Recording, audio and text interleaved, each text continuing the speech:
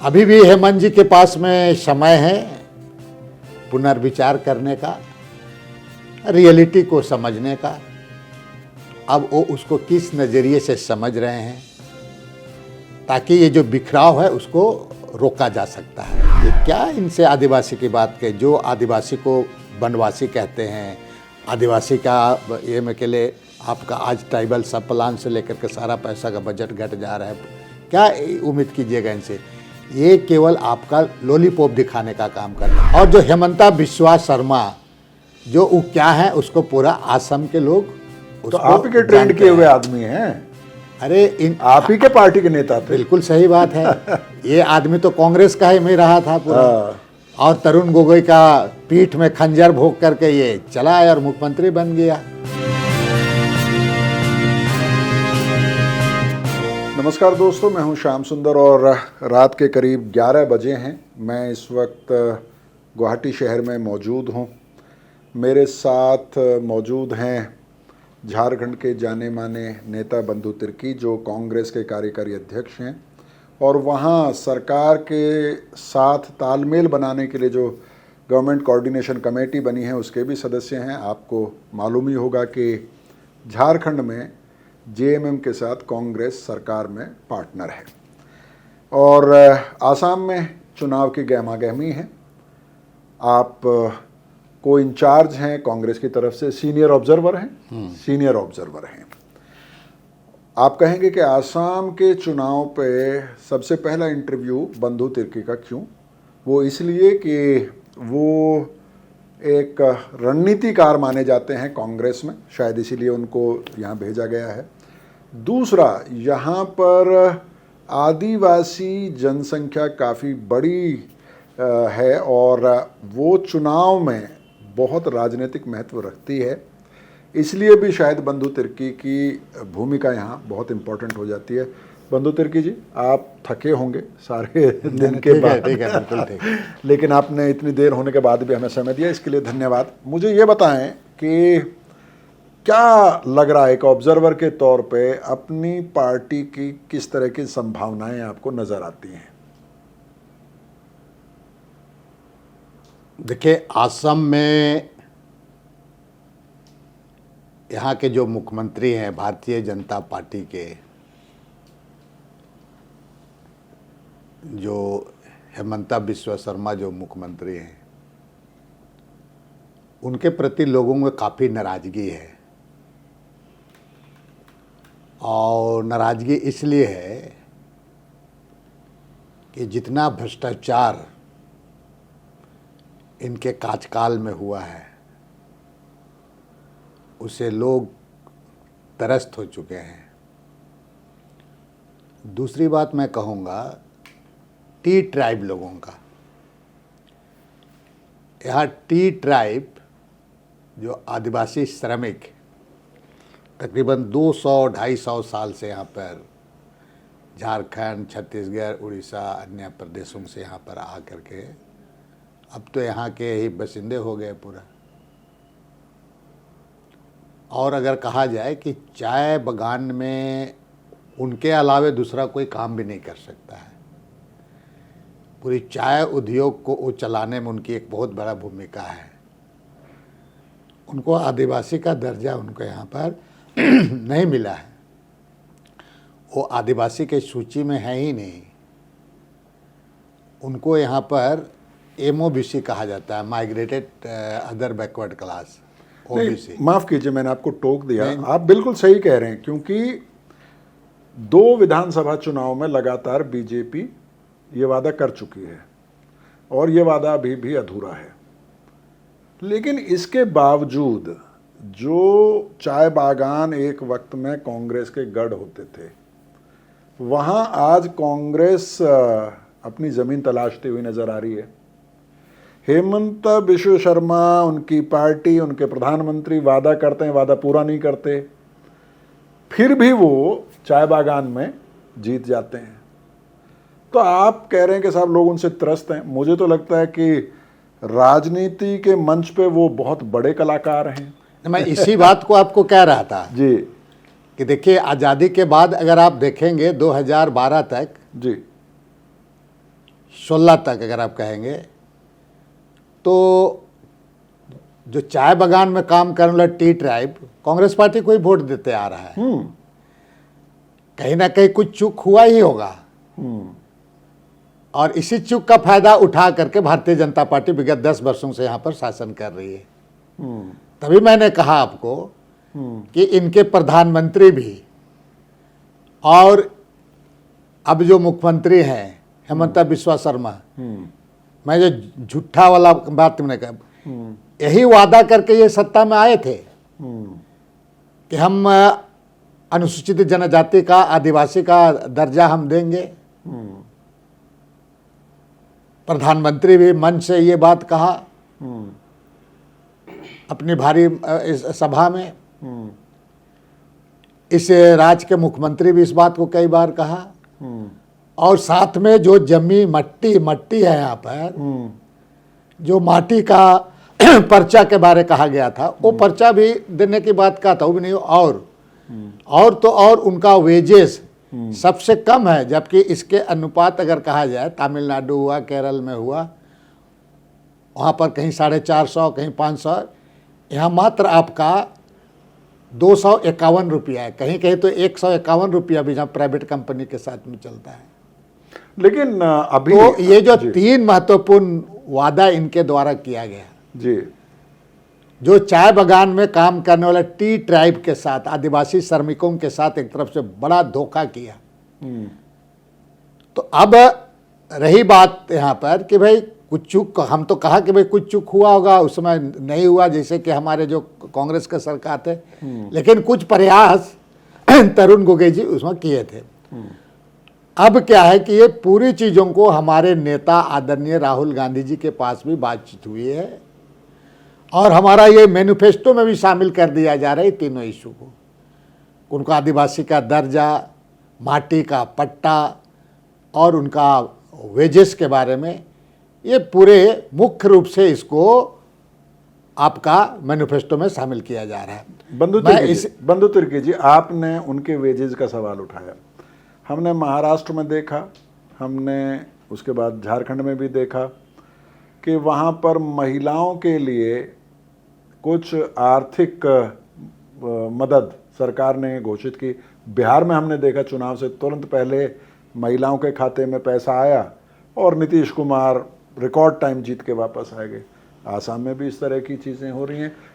Wages 30 रुपया बढ़ा दिया गया है, माटी का अधिकार दिया जा रहा है।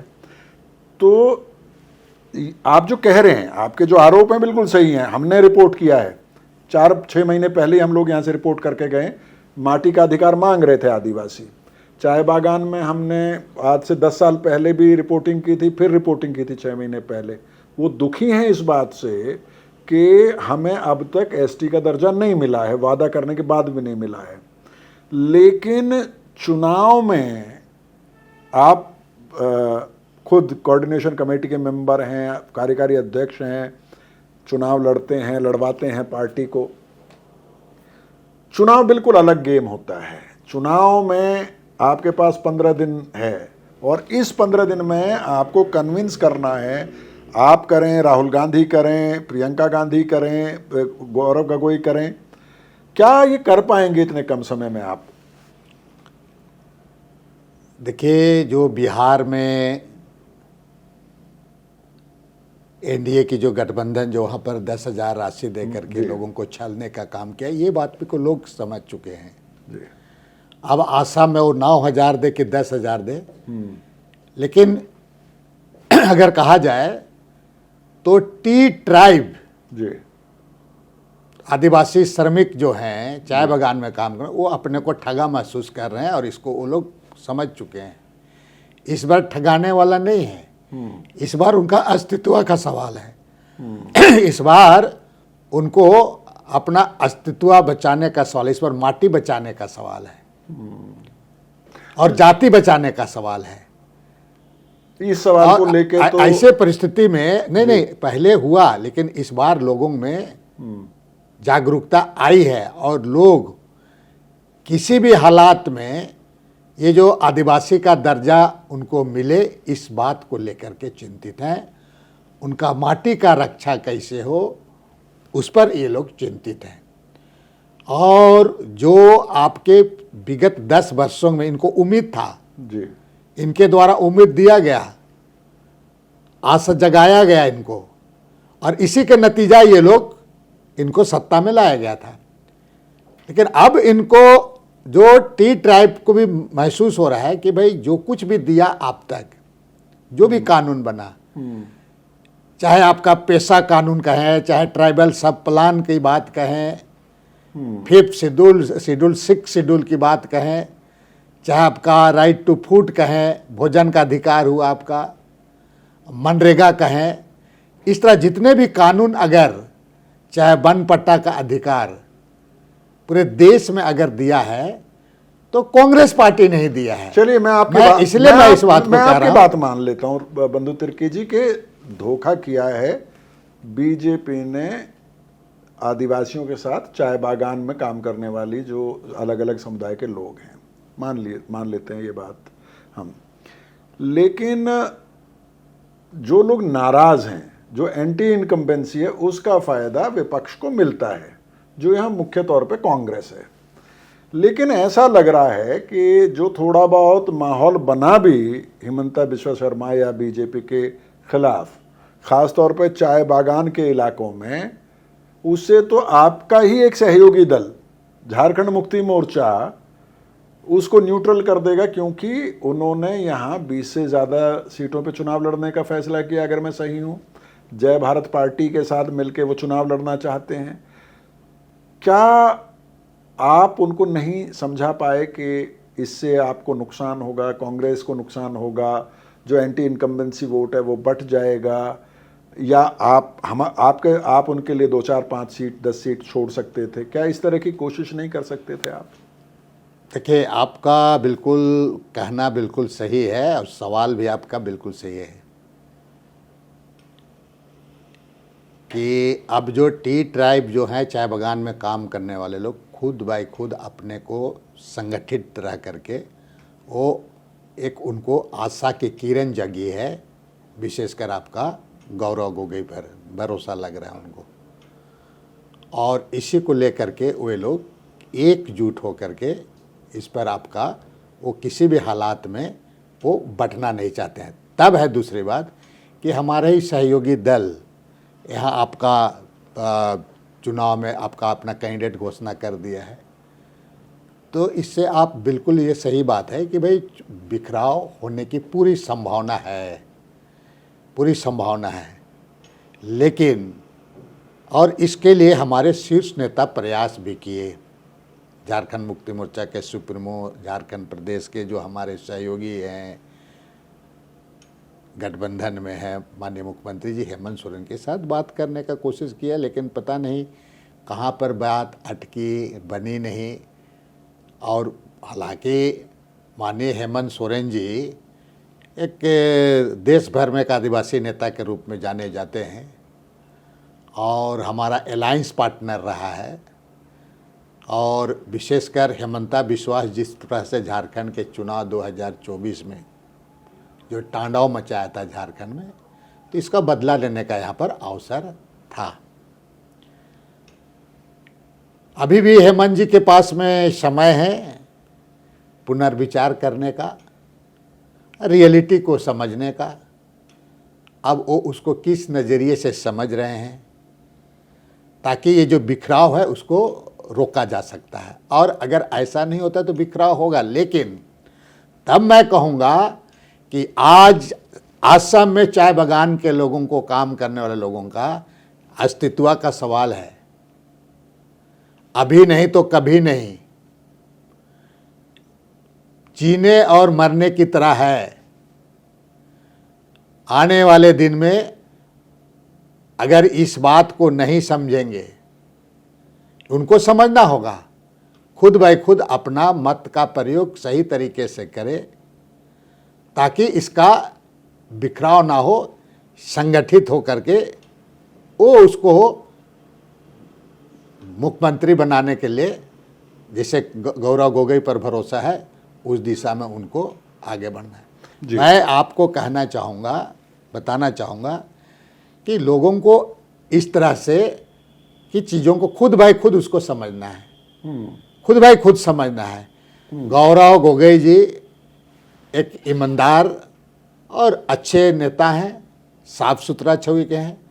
और जो हेमंता बिस्वा शर्मा जो वो क्या है, उसको पूरा असम के लोग तो उसको आप ही के ट्रेंड जानते किए हुए हैं। आदमी हैं, अरे इन आप ही के पार्टी के नेता थे। बिल्कुल सही बात है।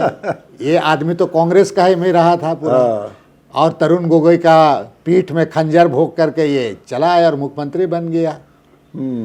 तो जनता को, ये जनता के ऊपर बहुत बड़ा निर्णय लेने की जरूरत है। हम लोग हालांकि प्रयास कर रहे हैं कि आपका, बगैर मैं आपको कहूँगा यहाँ पर कि टी ट्राइब की इतनी संख्या है जी, कि बगैर उनका सहयोग से कोई सत्ता हासिल नहीं कर सकता। बिल्कुल ठीक कह रहे हैं। बशर्ते हाँ जी। हमारे चाय बागान के लोग इसको समझे। इसलिए पुनः मैं आपके चैनल के माध्यम से मैं उन लोगों को अपील करता हूं कि इस बार नहीं तो कभी नहीं, हमारे नेता आदरणीय राहुल गांधी पर, कांग्रेस पार्टी पर आप पुनः विश्वास करें और गौरव गोगोई के हाथ में सत्ता सौंपें।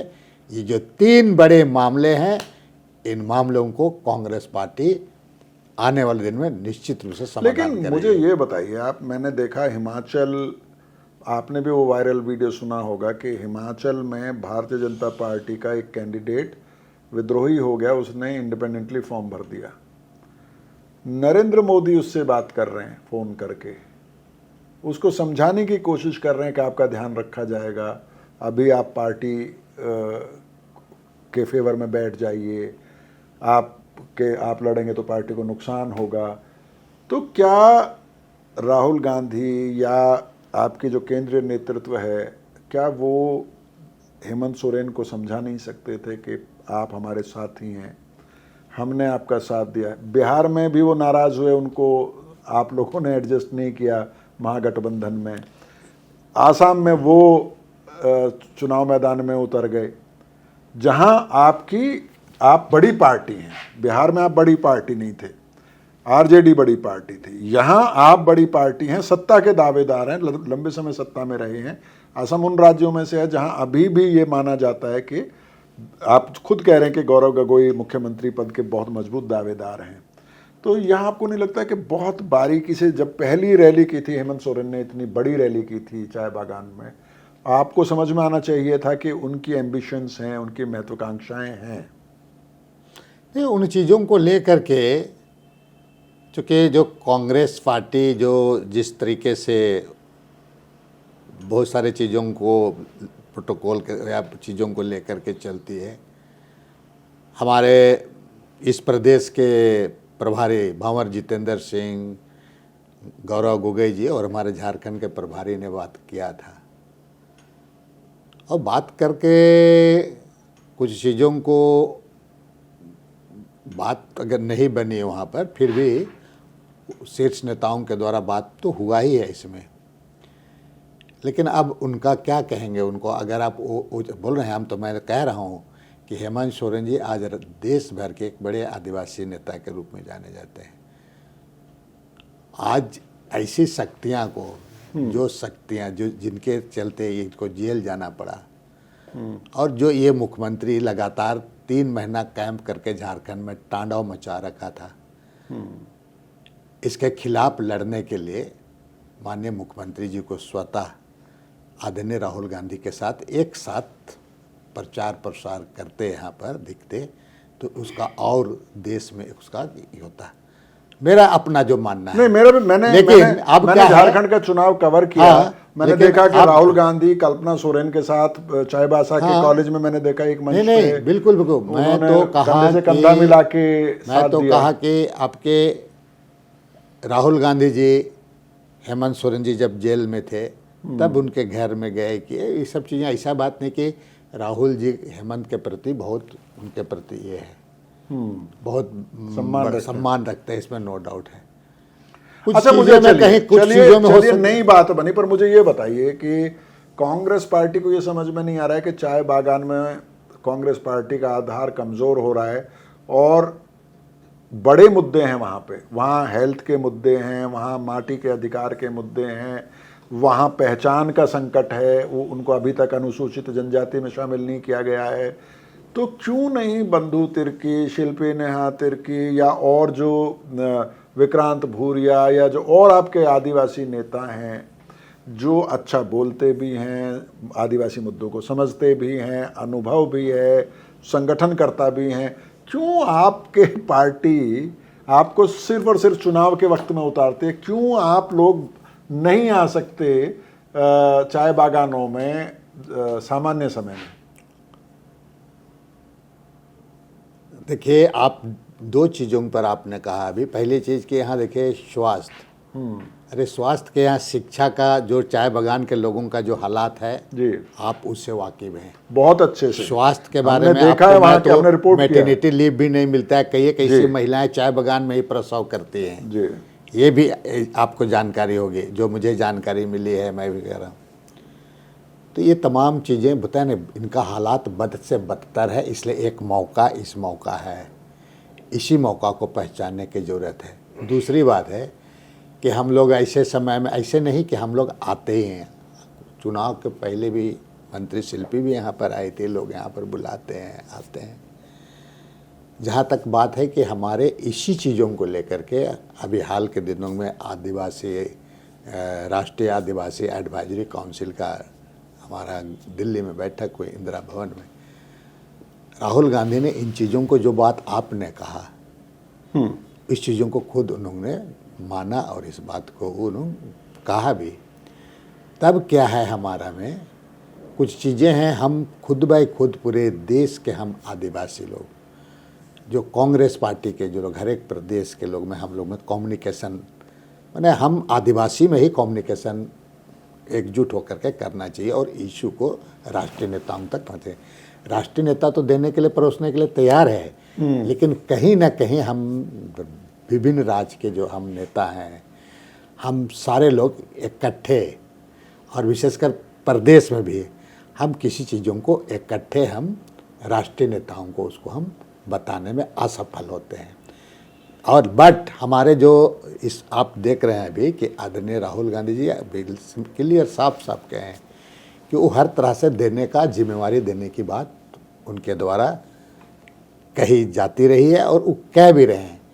अब सवाल है हमको अपने काम के माध्यम से और ऐसी चीज़ों को हम कैसे हम बेहतर तरीके से आदिवासी के लिए हम, वैसे तो ये चर्चा मैं चुनाव पे ही रखना चाहता था, बट क्योंकि चुनाव, असम का चुनाव भी आदिवासी अस्मिता से बहुत गहरे से बिल्कुल जुड़ा है। और मैंने देखा है कि आप माने न माने, लेकिन नरेंद्र मोदी प्रधानमंत्री बनने के बाद उन्होंने आदिवासियों के लिए कितना काम किया, उस पर आप डिबेट कर सकते हैं, उससे आप असहमत हो सकते हैं, उसकी आलोचना कर सकते हैं, लेकिन वो आदिवासियों को डिस्कोर्स के केंद्र में ले आए।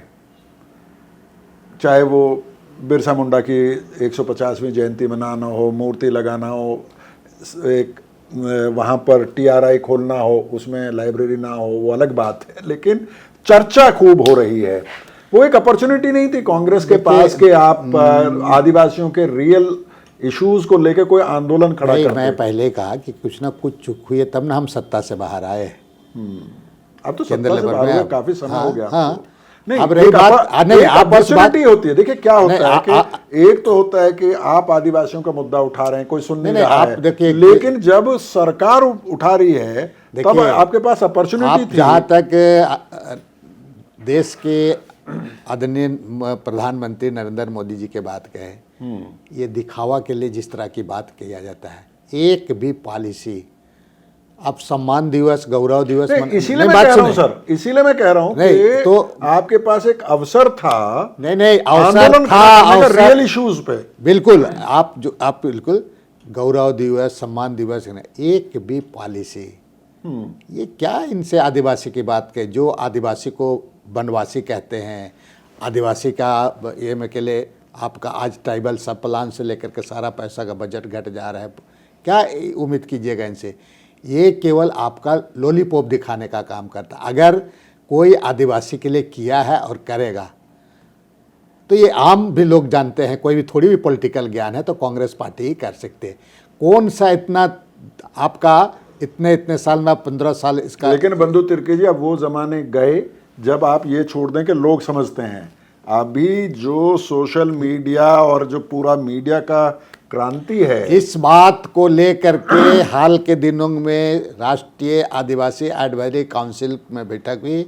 इन मुद्दों को लेकर के हर एक प्रदेश में आदिवासी कांग्रेस आदिवासी इशू को लेकर कर इस तरह का इशू को लेकर के आगे संघर्ष करेंगे, आंदोलन करेंगे और इसके लिए कई तरह की रणनीतियाँ बनाई जा रही है और इसके लिए कई तरह के बैठक भी हो रहे हैं। ये तमाम चीज़ें आपको दिखाई आने वाले दिन में निश्चित रूप से दिखाई देगी। जी, तो अभी चुनाव की शुरुआत हुई है, नॉमिनेशंस हो गए हैं, अभी विड्रॉल होंगे अगले 2 दिन में और उसके बाद चुनाव प्रचार में तेज़ी आएगी।